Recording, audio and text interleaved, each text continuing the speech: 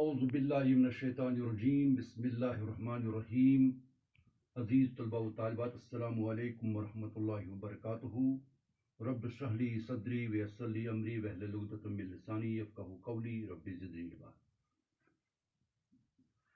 11ویں جماعت کے طلبہ و طالبات کو آج کے اردو کلاس میں خوش آمدید کہتا ہوں۔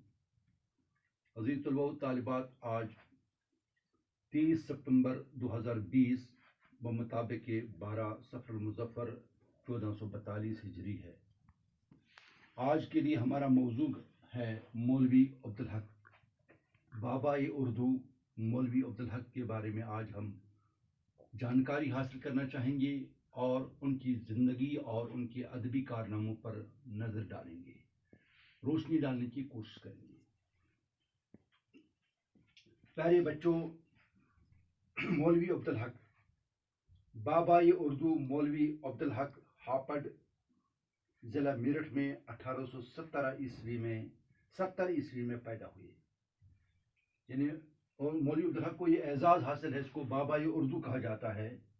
یہ ضلع ہاپڑ ہے، ایک جگہ کا نام جو میرٹھ میں پڑتا ہے، ضلع میرٹھ میں 1870 عیسوی میں پیدا ہوئے ہیں۔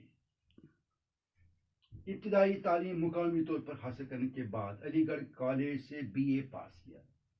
حسب دستور اور حسب معمول انہوں نے بھی اپنے گھر میں اور اپنے ایک مقامی اسکول میں ابتدائی تعلیم حاصل کی، اور اس کے بعد آگے بڑھنے کے لیے یعنی 11ویں 12ویں کے بعد وہ علی گڑھ مسلم یونیورسٹی گئے، جہاں پر انہوں نے BA کا امتحان پاس کیا۔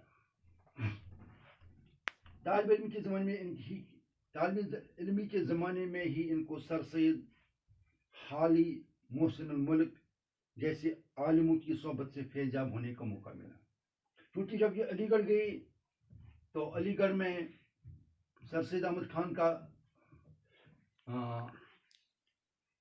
زیادہ اثر تھا، اور وہاں مولانا الطاف حسین حالی بھی تھے، محسن الملک بھی تھے، اور بہت سارے علماء اور ادبا تھے وہاں، جن سے ان کو موقع ملا ملاقات کا، فیضیاب ہونے کا۔ تو ان میں سے سب سے زیادہ جو جن سے متاثر ہوئے ہیں مولوی عبدالحق، وہ ہے سر سید احمد خان، مولانا الطاف حسین حالی اور محسن الملک، جس سے تصنیف و تالیف کے کاموں میں ان کی دلچسپی بڑھ گئی، کیونکہ یہ لوگ خود تصنیف و تالیف کے کام کرتے تھے۔ اور جب انسان صحبت صالحہ ترا صالح کند، جب انسان اچھے لوگوں کی صحبت میں جاتا ہے تو اچھا ہی سیکھتا ہے۔ جب کہیں انسان عطار کی دکان پہ جاتا ہے تو عطر کی خوشبو ہی حاصل ہو جاتی ہے۔ اگر انسان لوہار کی دکان پہ چلا جائے گا تو پھر وہاں پر آپ کو کوئلہ ہی ملے گا، سیاہی ملے گی۔ کیونکہ مولوی عبدالحق جب علی گڑھ کے سر سے جیسے لوگوں سے ملے، حالی جیسے لوگوں سے ملے، تو ان کو جو کہ وہ خود تصنیف و تالیف کے کام انجام دیتے تھے، اور اس طرح سے ان کو بھی اس میں دلچسپی حاصل ہو گئی۔ پیارے بچوں، حیدرآباد میں مدرس کے عہدے پر فائز ہوئے، واپس آ گئے تو حیدرآباد میں آپ مدرس بن گئے، استاد بن گئے، ٹیچر بن گئے۔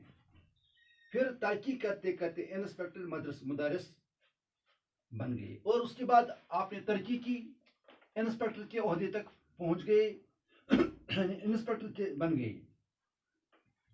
عزیز طلباء و طالبات، اسی زمانے میں انجمن ترقی اردو کے سیکرٹری منتخب ہوئی، اور اسی زمانے میں جب آپ انسپیکٹر تھے، انجمن ترقی اردو کے ایک انجمن تھی، آپ اس کے سیکرٹری منتخب ہو گئے۔ کچھ روز عثمانیہ یونیورسٹی کے شعبہ ترجمہ میں ناظر رہے، اور کچھ مدت کے لیے آپ عثمانیہ یونیورسٹی جو ہے اس کے شعبہ ترجمہ کے ناظر رہے۔ پھر اورنگ آباد کالج کے پرنسپل ہو گئے، اور اس طرح آپ بعد میں اورنگ آباد کالج کے پرنسپل بن گئے، اور آخر کار عثمانیہ یونیورسٹی کے شعبہ اردو کے صدر ہو گئے، اور آخر پر آپ عثمانیہ یونیورسٹی میں ہی شعبہ اردو جو ہے، ڈپارٹمنٹ آف اردو جو ہے، اس کے آپ ہیڈ HOD بن گئے، ہیڈ آف دا ڈپارٹمنٹ بن گئے، صدر مدرس، صدر شعبہ بن گئے۔ ملازمت سے سبکدوش ہونے کے بعد دلی چلے آئے، اور یہیں سے آپ سبکدوش بھی ہوئے، اور سبکدوش کے بعد آپ سیدھے دلی چلے آئے، اور یہاں اردو کی تعلیم وہ ترقی کے لیے کتابوں کی اشاعت کا کام بڑے پیمانے پر شروع کیا ہے. اور یہاں پر آپ بیٹھے نہیں رہے، یعنی ریٹائرمنٹ کے بعد، سبودش کے بعد انہوں نے کتابوں کا ایک بڑا، انہوں نے اردو کی تعلیم اور اردو کی ترقی کے لیے کتابوں کی اشاعت کا کام بڑے پیمانے پر شروع کیا، اور کتابوں کا ایک بڑا ذخیرہ انجمن ترقی اردو کے کتب خانے کے لیے جمع کر دیا، اور ایک بہت بڑا ذخیرہ انہوں نے انجمن ترقی اردو کے لیے کتب خانے کے لیے جمع کر دیا. لیکن وہ بڑا اور پیش قیمت ذخیرہ 1947 کے فسادات کے نظر ہو گیا. اردو کے حوالے سے جو خدمات انجام دیے تھے، جو کتابیں جمع کی گئی تھی مولوی عبدالحق کے ذریعے سے، بدقسمتی یہ ہے کہ 1947 میں جب فسادات ہو گئے، جب ملک تقسیم ہو گیا، ہندوستان اور پاکستان الگ الگ دو ملک بن گئے، نقشے میں آ گئے، تو اس طرح سے وہاں فسادات ہو گئے، ہندو مسلم فسادات ہو گئی، تو وہ فسادات کی نظر ہو گئی، تو ان کو کیا جلایا گیا، تلف کیا گیا، ضائع کر دیا گیا. عبدالحق نا امید ہو کر پاکستان چلے گئے، اور اس کے بعد عبدالحق ہندوستان چھوڑ کر پاکستان چلے گئے، اور وہاں انجمن ترقی اردو کا کام نئے سر سے شروع کیا، اور وہاں انہوں نے نئے سر سے اس کا کام شروع کیا. اردو کا ایک کالج کراچی میں قائم کیا، اور انہوں نے اردو کے کالج کا قیام کراچی میں عمل میں لایا، اور تن من دھن سے اردو کے کاموں میں لگے، صرف اردو کی خدمت کے لیے آپ تن من دھن لگے. مگر وہاں بھی حالات ناموافق تھے، یعنی کراچی میں بھی ان کے لیے حالات ناموافق تھے. مخالفتوں کے باوجود وہ اپنا کام کرتے رہے. کراچی میں آپ مخالفوں کے باوجود، یعنی مخالفتیں بھی ہوا کرتی ہیں، اس کے باوجود اپنا کام جاری رکھا، کرتے رہے، تاآں کے وقت موعود آپ پہنچا، وعدہ کا وقت آ گیا.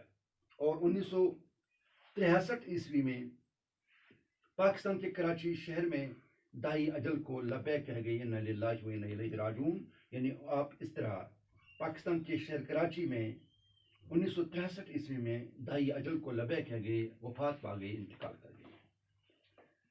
عزیز طلباء و طالبات، اب دیکھتے ہیں کہ ان کی ادبی کارنامے کیا ہیں. مولوی عبدالحق خود اپنی ذات کے اندر ایک انجمن تھے، یعنی ایک تحریک تھے، ایک انجمن تھے. انہوں نے اردو زبان کو اپنی جان اور ایمان و آبرو بنایا تھا. یعنی اردو کے لیے ان کی اتنی دلچسپی تھی، اتنا لگاؤ تھا اردو کے ساتھ، اتنا تعلق تھا اردو کے ساتھ، انہوں نے اس کو اپنا جان، ایمان اور آبرو بنایا تھا. انہوں نے برسا برس سہمائی رسالہ اردو کے نام سے شائع کیا، اور وہ برسا برس یعنی بہت مدت تک وہ ایک رسالہ نکالتے رہے، سہمائی رسالہ اردو کے نام سے اس کو شائع کرتے رہے، جس میں خود بھی تحقیقی اور تنقیدی موازنے لکھے، اور دوسرے اہل قلم سے بھی لکھوائے. یعنی آپ خود بھی تحقیقی اور تنقیدی مضامین لکھتے تھے، اور دوسرے جو اہل قلم ان دنوں ہوا کرتے تھے، جو علماء تھے، جو ادبا تھے، ان سے بھی لکھوایا کرتے تھے.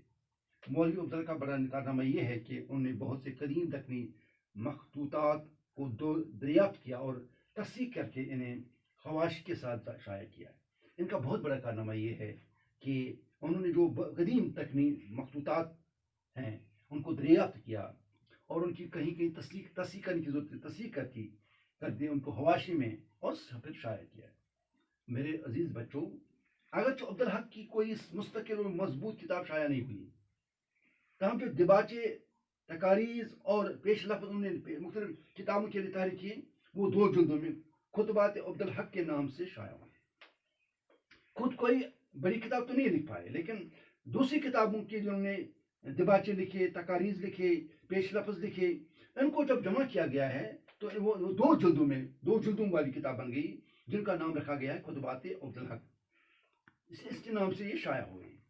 اس کے علاوہ انہوں نے بہت سارے تحقیقی اور تنقیدی مضامین بھی لکھے، اور علاوہ اس کے بہت سارے تنقیدی اور تحقیقی مضامین بھی لکھے. عبدالحق ایک صاحب رائے اور متوازن نکات تھے، یعنی رائے دینے والے اور متوازن نکات تھے، یعنی باوزن نکات تھے، بیلنسر تھے. چند ہم اثر خاکوں پر مشتمل ان کی اہم تصانیف ہے. عزیز طلباء و طالبات، مولوی عبدالحق زبان کے بہت بڑے پارخ تھے. اردو لکھنے پر انہیں بڑا درک حاصل تھا، یعنی بہت بڑے پارمنی، بہت ہی مانے ہوئے تھے، مایا تھے، اور اردو میں ان کو لکھنے میں بڑا مہارت حاصل تھی. ان کا اسلوب سادہ، رواں اور سلیس ہے. جو ان کا اسلوب بیان، اسلوب تحریر ہے، وہ بالکل سادہ ہے، رواں ہے، سلیس ہے. ہندی کے اکثر الفاظ نہایت خوبی سے استعمال کرتے ہیں، وہ ہندی کے الفاظ بھی استعمال کر، لیکن بہت ہی خوبی کے ساتھ، بہت ہی ایسے انداز سے کہ پتہ ہی نہیں چلتا کہ یہ ہندی کا لفظ ہے یا اردو کا لفظ ہے۔ ان کی نثر حالی کی نثر کی بہتر اور ترقی یافتہ شکل ہے، یعنی ان کی جو نثر ہے وہ حالی کی نثر کی بہتر اور ترقی یافتہ شکل ہے، یعنی جس طرح خالی لکھتے تھے اس سے اس طرح انہوں نے لکھا، لیکن اس میں کوئی کجی وجی نہیں تھی، کوئی کمزوری نہیں تھی۔ دلی کی ٹکسالی زبان کا اکثر نمایاں ہے، ان کی زبان پر دلی کی جو ٹکسالی زبان ہے، عام زبان ہے، اس کا اثر ان کی زبان پر ہے۔ ان کے جملے چھوٹے چھوٹے اور عام فہم ہوتے ہیں، ان کے جملے جو ہوتے ہیں وہ بہت ہی مختصر ہوا کرتے ہیں اور عام فہم ہوا کرتے ہیں۔ پیارے بچوں، عزیز طلباء و طالبات، عبدالحق کا بڑا کارنامہ انگلش اردو ڈکشنری ہے۔ ان نے بہت بڑا کارنامہ کیا ہے، وہ یہ کہ انہوں نے اردو انگلش ڈکشنری بنائی۔ اس کے علاوہ انہوں نے اردو قواعد پر بھی ایک کتاب لکھی ہے، اردو کی قواعد پر، گرامر پر بھی انہوں نے ایک کتاب لکھی ہے۔ مختصراً عبدالحق اردو کے بڑے ہمدرد، عالم اور مفتی، یعنی ہم مختصراً یہ بتا سکتے ہیں کہ جو ان کو خراج تحسین پیش کرتے ہیں وہ یہ کہ اردو کے بڑے ہمدرد، اردو عالم اور محقق تھے، اور برغرض کہ ان کو یہ اعزاز حاصل ہے، یہ لقب حاصل ہے کہ آپ کو بابائے اردو کہا جاتا ہے، بابائے اردو مولوی عبدالحق۔ اور یہی تھا ہمارا آج کا ٹاپک، یہ موضوع تھا، اس پر ہم نے بات کی۔ امید ہے کہ آپ نے اس کو سمجھا ہوگا، سنا ہوگا اور اس پر دھیان دیا ہوگا۔ فی امان اللہ۔